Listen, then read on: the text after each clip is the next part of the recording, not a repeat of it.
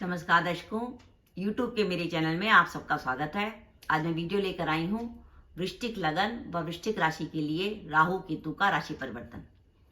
राहु और केतु 30 अक्टूबर 2023 को राशि परिवर्तन करने जा रहे हैं, जिसके कारण अभी तक राहु मेष में चल रहे थे और केतु जो है तुला में चल रहे थे। लेकिन जैसे ही 30 अक्टूबर आएगी तो राहु मीन में चले जाएंगे और केतु चले जाएंगे कन्या में। राहु और केतु जो हैं वो वक्री गति से चलने वाले ग्रह हैं, इसलिए उल्टे चलते हैं। जनरली कोई ग्रह अगर राशि परिवर्तन करता है तो वो मेष से वृषभ में जाता है, लेकिन क्योंकि ये वक्री ग्रह हैं इसलिए मेष से उल्टे चलेंगे, जिसके कारण राहु तो मीन में आ जाएंगे और केतु आ जाएंगे लाभ भाव में। तो वृश्चिक लगन व वृश्चिक राशि के जातकों के लिए 30 अक्टूबर 2023 से राहु केतु का राशि परिवर्तन कैसा प्रभाव देने वाला है, इसका हम इस वीडियो में विचार करेंगे। राहु मीन राशि में वृश्चिक लगन के पंचम में आएंगे और केतु कन्या राशि में एकादश भाव में आएंगे। जैसे हम हमेशा देखते हैं कि गोचर में एकादश भाव में कोई भी ग्रह आए वो आपको लाभ देता है। तो इसका मतलब वृश्चिक लगन के लिए राहु का मीन में आना तो थोड़ा नेगेटिव है, लेकिन केतु का कन्या में आना पॉजिटिव है, क्योंकि केतु लाभ भाव में आ रहे हैं और लाभ भाव का ग्रह जो है वो हमेशा आपके लिए पॉजिटिव रिजल्ट देता है। पहले बात करें मीन में जो राहु आ रहे हैं, मीन राशि पंचम भाव में पड़ती है। पंचम भाव से अगर हम बात करें तो पंचम भाव का संबंध और नवम भाव का संबंध और धन भाव का संबंध और लाभ भाव का संबंध, यानी 2, 11, 5, 9 ये सब धन से जुड़े भाव हैं। तो पंचम भाव में राहु जैसे ग्रह का आना इस बात का संकेत है कि आपकी आर्थिक स्थिति डमाडोल हो जाएगी। आर्थिक स्थिति डमाडोल होने का रीजन क्या होगा? ये नहीं होगा कि आपकी इनकम कम हो जाएगी, यहाँ इनकम कम नहीं होगी, यहाँ पर प्रॉब्लम ये होगी कि आपके खर्चे बढ़ जाएंगे। यानी खर्चे आपके ऐसे हो जाएंगे कि आप कुछ प्लान करेंगे, क्योंकि राहु ऐसा चीज है जो हर चीज महंगी दिलवाता है। आप मार्केट में शॉपिंग करने जाएंगे तो महंगी चीज लेंगे, आपके बच्चे कोई चीज पसंद करेंगे।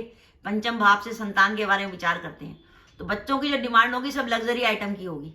तो यानी राहु के पंचम में आने से आपके घर में बच्चों से जुड़े मामलों में काफी अधिक खर्चे बढ़ने वाले हैं, जिसके कारण आपकी आर्थिक स्थिति डमाडोल हो सकती है और खर्चों की अधिकता रहेगी और आपके भी खर्चे आपके मौज में, शौक में, मस्ती में जाने वाले हैं। संतान को लेकर कोई ना कोई चिंताएं राहु आपको कराएगा, क्योंकि राहु एक ऐसा ग्रह है जो मन में भ्रम की भी स्थिति पैदा करता है, दिमाग में अनिष्ट की आशंका पैदा करता है। और फिर इस राहु की दृष्टि आपके लगन पर होगी और लगन में आपके वृश्चिक राशि में चंद्रमा बैठा है। तो राहु जब आपके लगन को दृष्टि में लगन में चंद्रमा को देखेगा तो आपके मन में अनेक तरह के विचार आएंगे। कभी संतान को लेकर टेंशन हो जाएगी, कभी किसी अनिष्ट की आशंका हो जाएगी।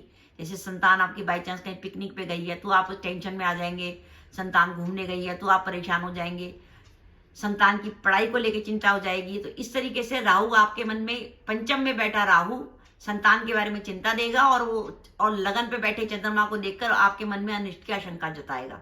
तो मन को शांत रखिएगा, इसलिए राहु से जुड़ा कोई ना कोई उपाय करिएगा। और उसका सबसे बढ़िया उपाय है, एक तो आप बुधवार को या शनिवार को कोयले जो हैं बहते पानी में प्रवाहित कर सकते हैं। कोयले प्रवाहित ना करना चाहें तो आप जो जटा वाले नारियल हैं वो भी प्रवाहित कर सकते हैं। और आपके घर में जो सफाई कर्मचारी आता है उसको बुधवार या शनिवार को कुछ ना कुछ पैसे दीजिए, तो राहु की बहुत अच्छी रेमेडी होती है।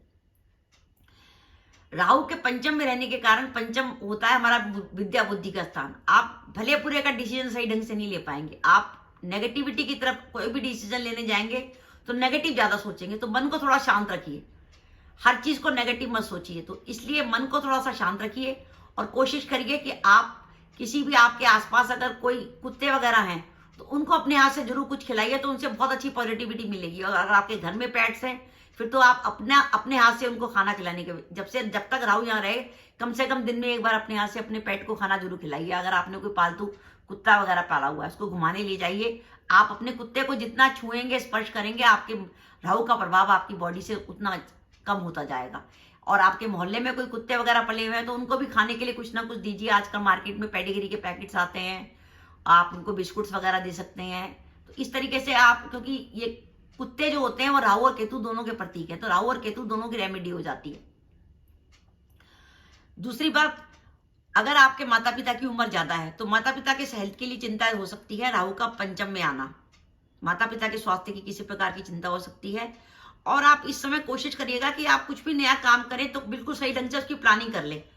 अगर आपको सही समझ नहीं आ रही तो उसकी किसी से सलाह ले लें, क्योंकि ये समय ऐसा है कि आप भ्रम की स्थिति में रहेंगे तो डिसीजन आपके गलत होने की संभावना हो सकता है कि बनता हुआ काम आप बिगाड़ दें।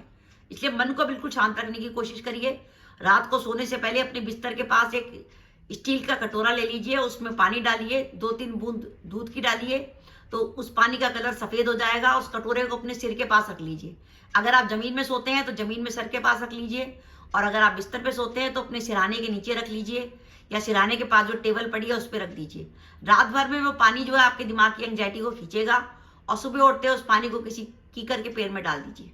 तो आपके मन में जो राहु और चंद्रमा का कनेक्शन है वो नेगेटिविटी आपकी खत्म हो जाएगी। तो इस बात का ध्यान रखिएगा। ये राहु इतना नेगेटिव नहीं है, क्योंकि पंचम में जो राहु आता है, क्योंकि ये पंचम भाव होता है अचानक धन प्राप्ति का भाव।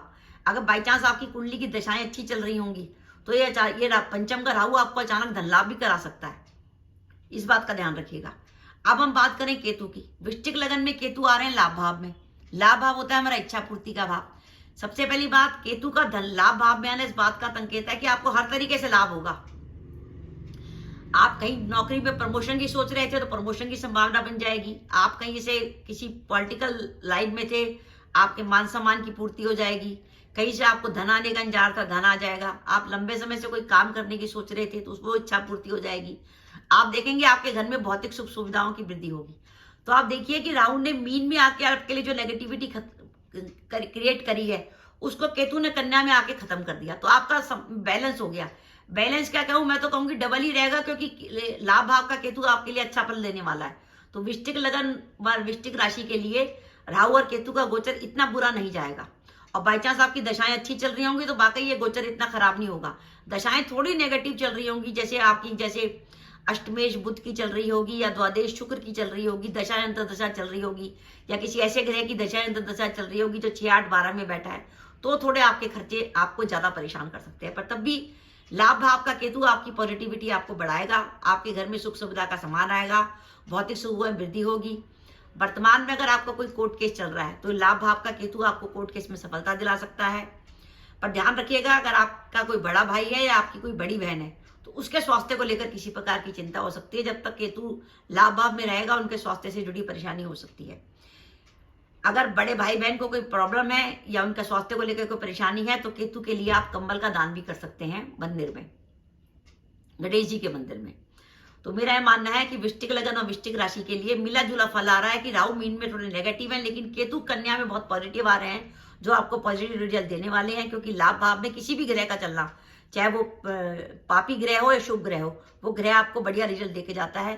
तो 30 अक्टूबर 2023 से वृश्चिक लगन व वृश्चिक राशि के जातकों के लिए एक समय शुरू हो रहा है, जिसमें केतु उनके लाभ भाव में चलेंगे। और आगे चलकर जब नया साल आएगा तो मई 2024 में गुरु आपके सप्तम में चलेंगे।